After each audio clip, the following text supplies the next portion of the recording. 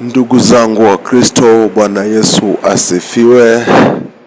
Na Waislamu ndugu zetu, salamu alaikum. Mwanzo leo naomba nizungumze kwa Kiswahili kwa sababu ningependa kila mtu aweze kufahamu kile ambacho nazungumzia. Kwa haya maisha mambo ni tofauti sana. Kuna kiwango cha baraka ambazo Mwenyezi Mungu anaweza kubariki mpaka wakati fulani vitu ndogo zikifanyika unaona ni kama si shida. Na kuna wale ambao wamebarikiwa kidogo tu, wameonyeshwa tu baraka, Mungu anakupima aone nikikubariki kiwango fulani unaweza handle aje watu. So sometimes baraka zingine ni mtego. Mungu aone nikikupa baraka hizi ambazo nataka kukupa, watu wangu utadeal na wao aje, utawaharasa ama utawafanya nini?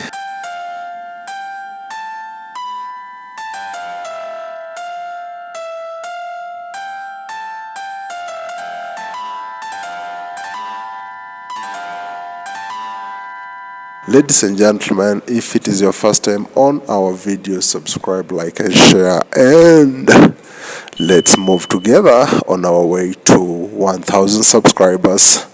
Tell a friend to tell a friend, and let's get into the video. So I was talking about how blessed are you. Unajua kiwango cha baraka ambazo mtu ako nazo kiwa kinaonekana wazi. So kuna wale wenye wameonyeshwa baraka, kitu kidogo akifanyiwa anakurupuka, hata anaweza kupeleka polisi, anaweza kufanya maisha yako yawe magumu sana. Na kitu ambacho mngekaa chini mzungumze, mtafute suluhisho, kwa sababu si kila kitu kinasuluhishwa na vita, si kila kitu kinasuluhishwa na kupelekwa mbele. So kuna hii kesi ambayo imefanyika jana. Kuna mtu wa pikipiki boda na kuna jamaa fulani ako na Range Rover Sport. Sasa mtu wa pikipiki sijui alikuwaje mpaka akapiga gari ya wenyewe, Range Rover Sport na pikipiki. Mwenye gari alichofanya, alishuka akaenda kuangalia gari yake imeharibiwa kiasi gani. Wakati aliona imeharibika kidogo, hakuzungumza mtu yote. Yeye aliingia kwa gari na akaenda. Na kama ni mtu ambaye alikuwa amebarikiwa kidogo, ama ndio ako katika kile kiwango cha kubarikiwa, ingezua gumzo zaidi, angeenda ite polisi, atake mwenye bodaboda aende amtengenezee gari yake. Lakini kulingana na kiwango ambacho huyu bwana alikuwa amebarikiwa, aliona hivi ni vitu vidogo, na pia ajali hutokea. Kuna wakati fulani nimekuwa nasafiri kwa matatu, hizi nganya zenye katika video zangu za awali nilizungumzia historia ya nganya. So wakati tulikuwa nasafiri, tulipofika pale Lavington Mall ni Nairobi, Kenya, kuna gari fulani ambayo ilikuwa na dada alikuwa anaendesha, ilikuwa aina ya Volkswagen. So wakati huyo anapiga kona, naye dereva wetu alikuwa anaingia, akagonga gari yake kwa kona kwa upande hivi, ikakwaruza rangi kidogo ikatoka. So ikakuwa ni shida.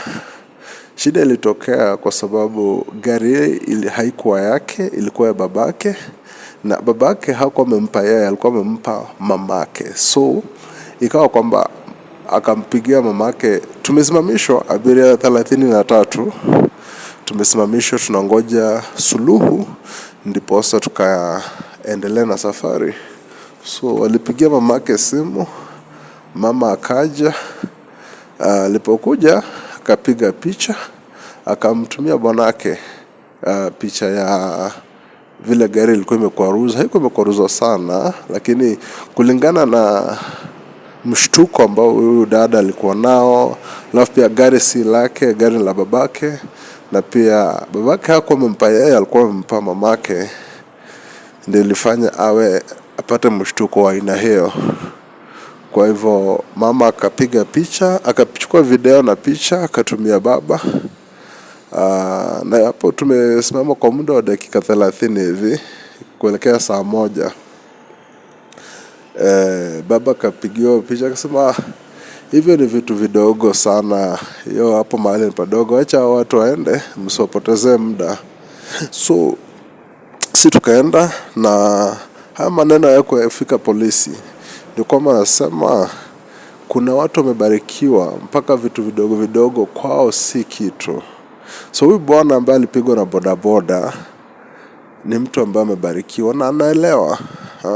Leo nina shida, leo niko sawa, kesho naweza kuwa na shida. Kwa mfano, tuchukue mfano kwamba amempiga hivyo, alafu akaita polisi. Huyu kijana akaambiwa pake rangi, na Range Rover Sport ni magari ghali sana. So kupaka rangi unaweza chukua shilingi kama 50,000 hadi 100,000 pesa za Kenya, karibu $800. Alafu ikishafanyika hivyo, tupeane muda kama miezi 2 hivi, upate hii gari imepata shida kwa barabara, imepata pancha, na yule bodaboda ambao ulimtoa fine ndio yeye anakuja kusaidia, utafanyaje? So tusilipize mabaya kwa mabaya. Mtu akilipiza akifanya mabaya, msamehe na tuzidi kuendelea, kwa sababu leo tuko navyo, kesho hatuna. Leo tuna shida, kesho huenda utanihitaji msaada kutoka kwangu. Otherwise, ladies and gentlemen, iwapo ni wakati wako kwanza katika video zangu, subscribe, like and share, and tuzidi kusubscribe. Ambia rafiki ya subscribe, tuzidi kupata nguvu ya kuletea video kama hizi. Finya the subscribe like button, zidi kutupa nguvu. Nikimalizia video hii nakwambia, ukibarikiwa zaidi vitu vingine usifuatilie, na ukitaka kujua mtu amebarikiwa kweli, unaangalia vile ana behave wakati wenye shida kama hizi zimetokea. Kwa jina naitwa Godfrey Amimo, kini YouTube najulikana kama Amimo. Subscribe, like and share, na tukutane katika video nyingine. Na pia ningependa kusikia maoni yako katika comment section kuhusu video hii na mafunzo ambayo umepata kutokana na video hii. Hadi siku nyingine, bye bye.